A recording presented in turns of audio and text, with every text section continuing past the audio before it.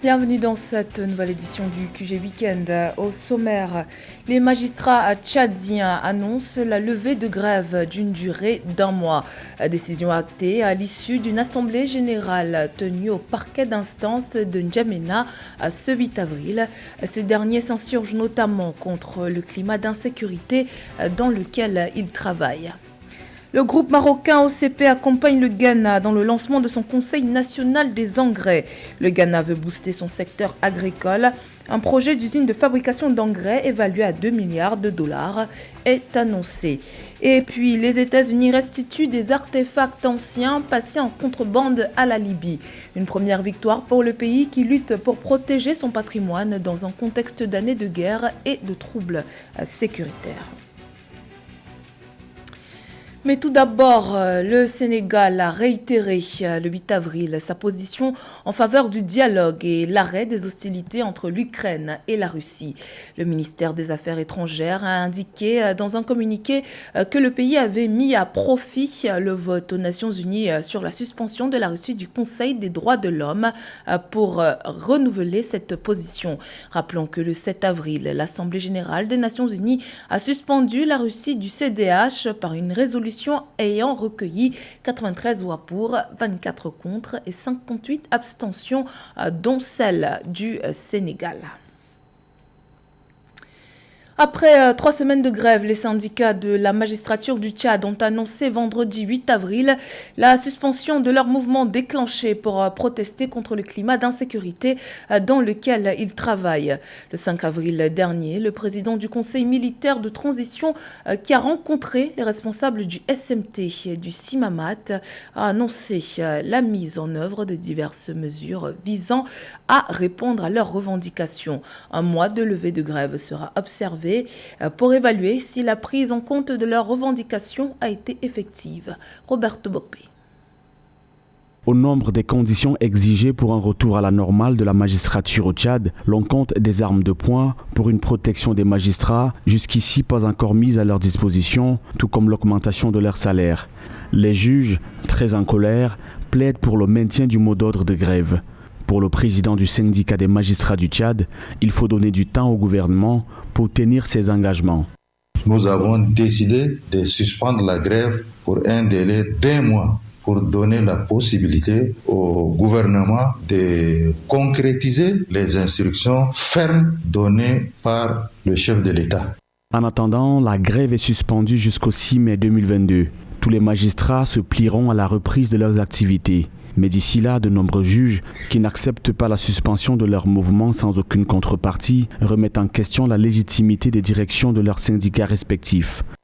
Nous sommes dans une lutte syndicale et en la matière, lorsque des perspectives s'offrent, il faut donner aux partenaires un délai raisonnable pour la concrétisation de nos points de revendication. La plupart des magistrats très remontés ont plaidé pour que la grève soit prolongée. Depuis 3 semaines, pas un seul militaire parmi ceux qui ont agressé des magistrats n'a été interpellé. Si d'ici 1 mois rien ne s'améliore, les magistrats comptent rentrer en grève à nouveau. Également dans l'actualité, la Commission européenne devrait accorder un financement de 20 millions d'euros à la Tunisie dans le cadre de l'initiative Facilité alimentaire et résilience. Objectif, aider les pays de l'Afrique du Nord et du Moyen-Orient à faire face à la hausse des prix des denrées alimentaires et des produits de base, une flambée des prix directement liée au conflit russo-ukrainien. D'une valeur totale de 225 millions d'euros, l'initiative financée par l'instrument de voisinage, de coopération au développement et de coopération internationale permettra entre autres à ces pays de répondre aux urgences de pénurie de produits de base, de contribuer à la stabilisation de la balance des paiements, de soutenir les systèmes locaux de protection sociale et de filets sociaux. Le Ghana a inauguré jeudi 7 avril son Conseil national des engrais. Le pays s'apprête à construire une usine de production d'engrais pour promouvoir la production locale d'engrais. À cet effet, le gouvernement a entamé des négociations avec l'entreprise marocaine de fabrication d'engrais OCP. Le projet d'usine devrait coûter 2 milliards de dollars à Ménéji. Le ministère de l'Alimentation et de l'Agriculture du Ghana annonce que 2022 sera une année difficile face à une pénurie d'engrais, d'où la volonté du pays de se doter d'une usine de production locale. Annoncé à l'occasion de l'inauguration du Conseil national des engrais, l'infrastructure viendra consolider le programme gouvernemental majeur Planting for Foods and Jobs, socle de la politique agricole du gouvernement. Pour moi, c'est une initiative qui arrive à point nommé. Parce que lorsqu'on prend d'abord la crise de la Covid, avec la perturbation des chaînes logistiques mondiales, on a assisté à une envolée incroyable des prix au niveau des engrais, ce qui a eu une répercussion sur le coût de production de nos produits locaux et éventuellement sur le niveau de la cherté de la vie. L'usine en vue sera installée en collaboration avec l'entreprise marocaine d'engrais OCP, Office chérifien des phosphates. Chiffrée à 2 milliards de dollars, l'infrastructure serait opérationnelle d'ici 2026, selon Farmers Review Africa. Dans sa politique d'implantation en Afrique, l'OCP avait lancé en 2018 le programme AgriBooster dans 4 pays ouest-africains, dont le Ghana, le Nigeria, la Côte d'Ivoire et le Sénégal. Les pays africains sont encore dépendants de l'importation des engrais, alors que nous savons très bien que nous avons un continent dont l'agriculture est une activité importante et principale. On a encore beaucoup de terres arables et donc le potentiel en termes de besoin d'engrais, il est énorme. Et donc ce genre d'initiatives sont à saluer et à encourager. J'espère que d'autres pays de la sous-région emboîteront encore le pas au Ghana et au Nigeria. En septembre 2018, l'OCP avait signé un accord avec le Ghana tendant à optimiser la chaîne de valeur nationale dans l'optique de fournir aux agriculteurs des engrais personnalisés à des prix abordables. L'agriculture au Ghana, c'est 52% de la population agricole, 42,69 milliards de dollars de contribution au PIB, 150 000 km² de terres agricoles et 20,9 kg de consommation d'engrais par hectare de terres arables. Direction le Cameroun à présent, où les autorités sanitaires craignent une épidémie à grande échelle du choléra. Une campagne de vaccination a été lancée dans les régions du littoral, du sud-ouest et du sud, où la maladie sévit le plus. Fin mars, un pic de cas de choléra a notamment été enregistré dans la région du sud-ouest, avec plus de 300 cas enregistrés et près de 30 décès. Séverin Douque. Une campagne de vaccination contre le choléra a été initiée vendredi 8 avril 2022 dans les régions du littoral, du sud et du sud-ouest Cameroun, où sévit une épidémie de choléra depuis octobre 2021.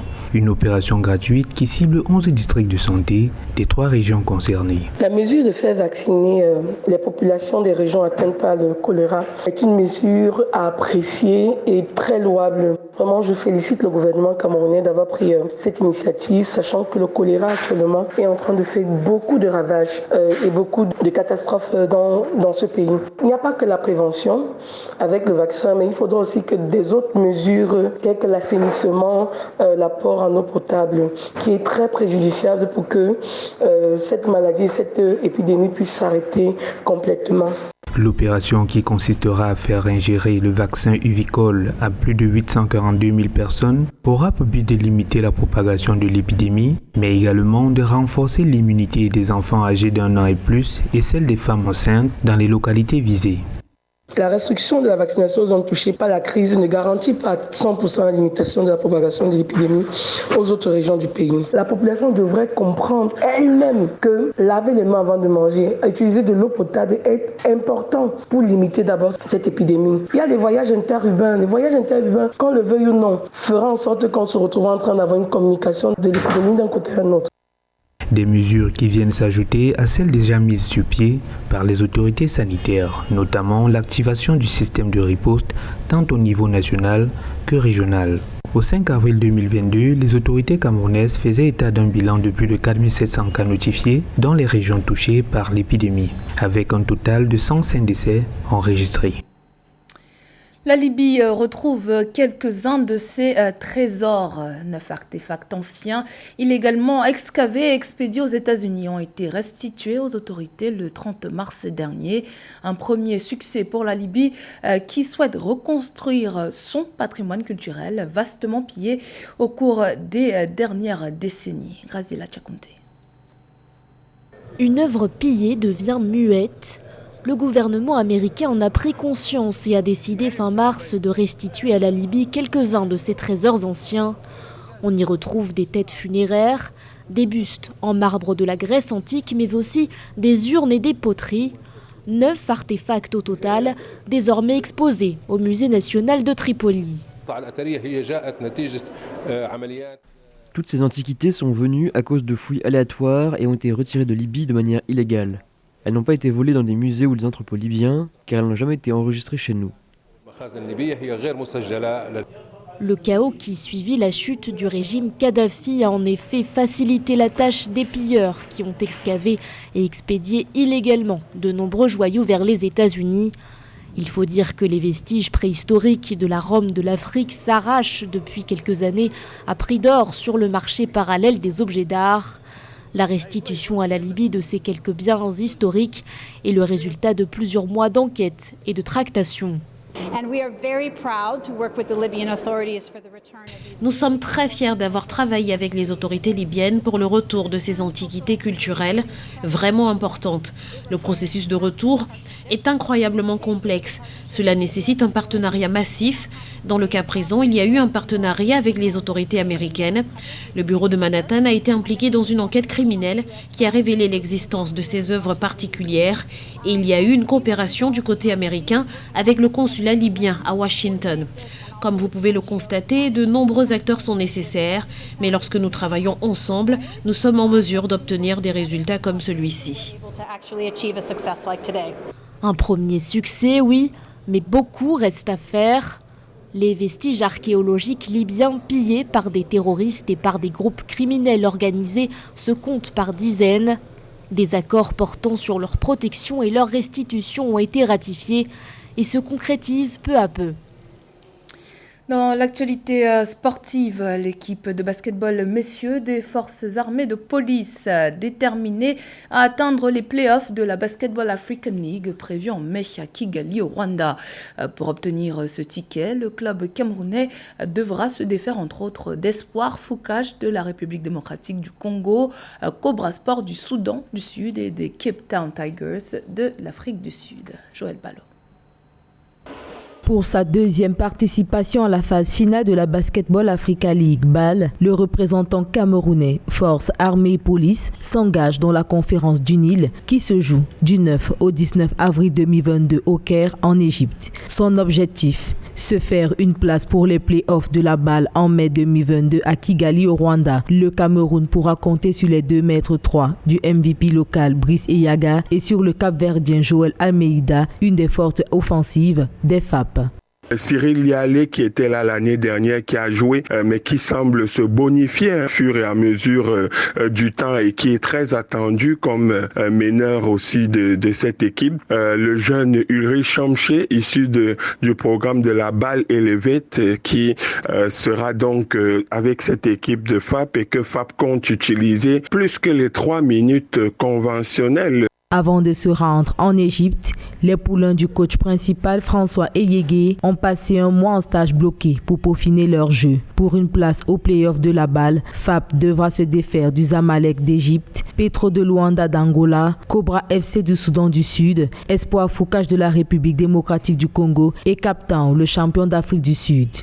Cette année, FAP est au top, à la fois au niveau régional, niveau national et au niveau international. FAP n'a perdu aucun match, que ce soit donc à la région, que ce soit au niveau national où FAP termine champion de la saison régulière avant les playoffs, et aussi au niveau international puisque FAP a joué les 2 fenêtres qualificatives sans perdre un seul match. Même si cette conférence s'avère serrée, les forces armées et police avancent avec confiance car déjà victorieuse du Zamalek et du Foucache à plusieurs reprises. Pour les FAP, il faudra faire partie des 4 meilleures équipes de la conférence du Nil pour rejoindre les 4 meilleures équipes de la conférence du Sahara et former le groupe de 8 pour les playoffs en mai au Rwanda.